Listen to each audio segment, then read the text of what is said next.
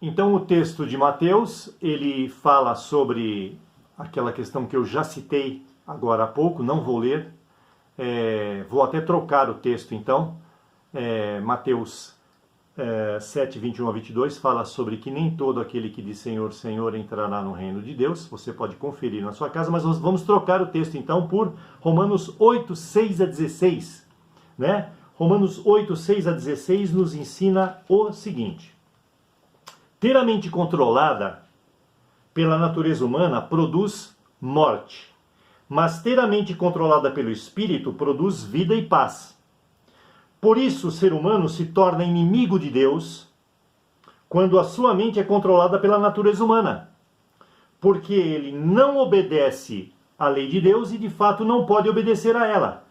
Os que obedecem à sua natureza humana não podem agradar a Deus. Porém, vocês não vivem como manda a natureza humana, mas como o Espírito de Deus quer, se é que, de fato, o Espírito de Deus vive ou mora em vocês. Quem não tem o Espírito de Cristo não pertence a ele.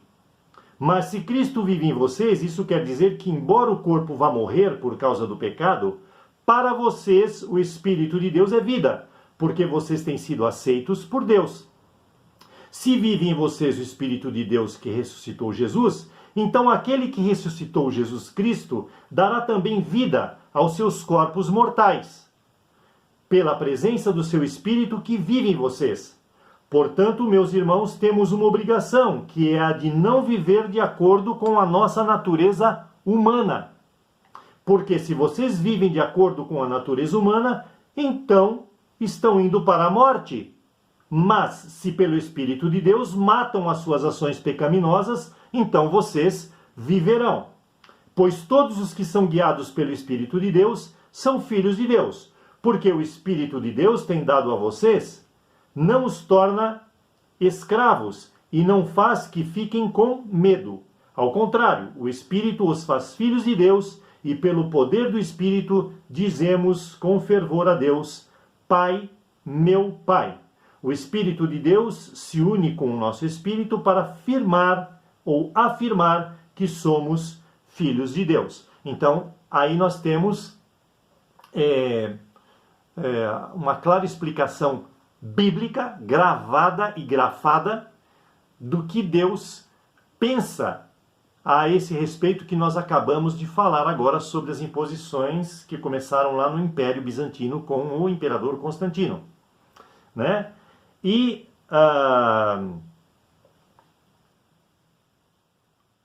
muitas pessoas, dentro daqueles princípios que eu falei há pouco, até seguem uma religião fielmente. Não só professam Jesus da boca para fora, graças a Deus, Deus é fiel, sim, reconheço, Deus é bom. Né? São frases meio feitas, palavras feitas, né? Que as pessoas costumam incorporar no seu dia a dia e falar sem nem pensar o que estão falando. Né? Algumas vão até além disso, vão até uma igreja, congregam lá, seja ela qual for a igreja, mas não tem um movimento cristianizado para o evangelizado, não passaram de uma fase para outra. E religiões por aí, nós sabemos que não faltam mesmo, e gente nelas também não. Lucas 9, 23 a 26 fala sobre o negar-se a si mesmo, o que não significa abrir mão de coisas materiais. Mas nós precisamos negar a nós mesmos, o nosso ego, dependendo totalmente de Deus e não fazendo, por exemplo, do dinheiro. Jesus falou muito em dinheiro mais do que o amor. Por quê? Porque ele era capitalista? Não, Jesus era pelo comum, né? Tanto que a igreja, lá no início de Atos dos Apóstolos, tudo era de todos, havia um compartimento de pão, uma doação, um compartilhar de coisas, né? E então Jesus é pelo comum, Jesus não é capitalista. Mas por que ele falou mais em dinheiro do que no amor? Porque o dinheiro ele tem tipo um feitiço.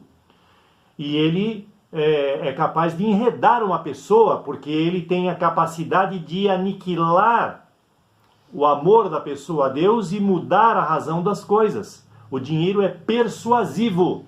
E muitas pessoas têm se perdido nisso, e o amor ao dinheiro, a palavra de Deus diz que é a raiz de todos os males. Não é pecado ter dinheiro, é pecado ter o amor ao dinheiro. Mas o amor ao dinheiro é muito fácil de você conseguir, né? Não se pode brincar, ele é feroz, ele é um inimigo traiçoeiro, é necessário, mas é traiçoeiro. É quase que também uma contradição em cima desse tema que nós estamos discutindo. Por isso é necessário tomar cuidado com isso, porque muitos têm se perdido nisso, como a palavra de Deus nos fala, né?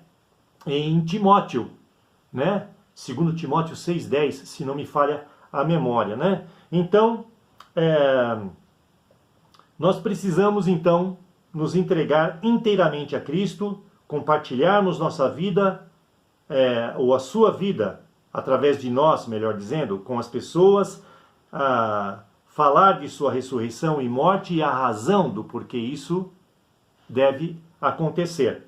A Santa Ceia em si expressa muito bem isso num pacote só. Então, se você olhar lá no livro de 1 Coríntios, como isso deve acontecer e o porquê isso deve acontecer, você tomar a Santa Ceia e tudo mais, você vai entender claramente que tudo está num pacote. Quando você toma a Santa Ceia, automaticamente você está,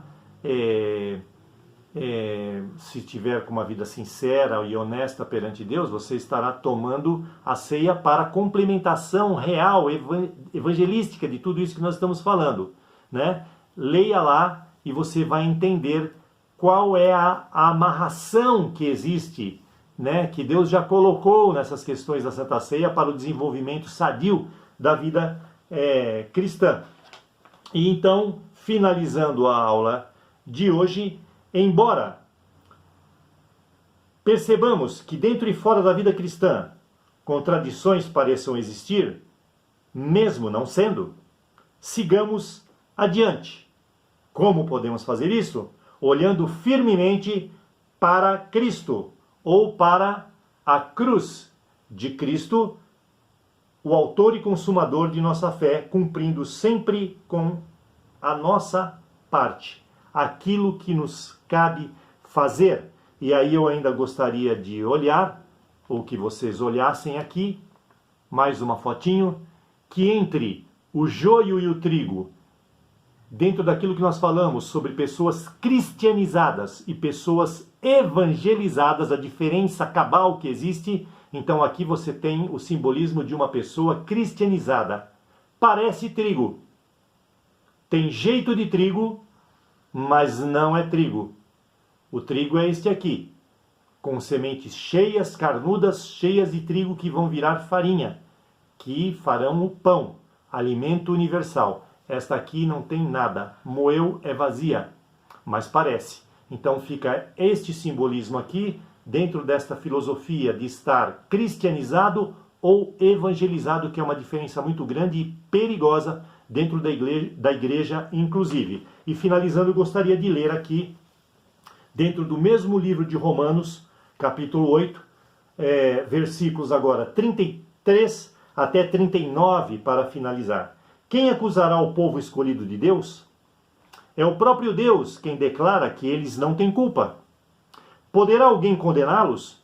Foi Cristo quem morreu, ou melhor, quem foi ressuscitado e está à direita de Deus. Ele pede a Deus em nosso favor. Então, quem pode nos separar do amor de Cristo? Serão os sofrimentos?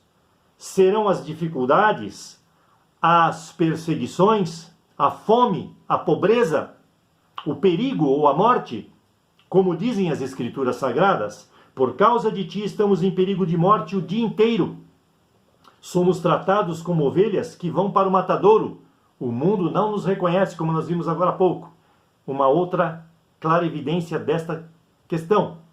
Em tudo isso temos a vitória por meio daquele que nos amou, pois eu tenho a certeza de que nada pode nos separar do amor de Deus, nem a morte, nem a vida, nem os anjos, nem outras autoridades ou poderes celestiais, nem o presente, nem o futuro, nem o mundo lá de cima, nem o mundo lá de baixo. Em todo o universo não há nada que possa nos separar do amor de Deus, que é nosso por meio de Cristo Jesus, o nosso Senhor. Por isso nós somos vencedores em Jesus. Então, aqui nós terminamos a parte 2 do estudo Contradição e peço a Deus que os abençoe neste novo período que estamos iniciando e que o amor de Deus, a fé e a esperança possam estar com vocês em cada momento de vossas vidas. Até a próxima, se Deus assim o quiser.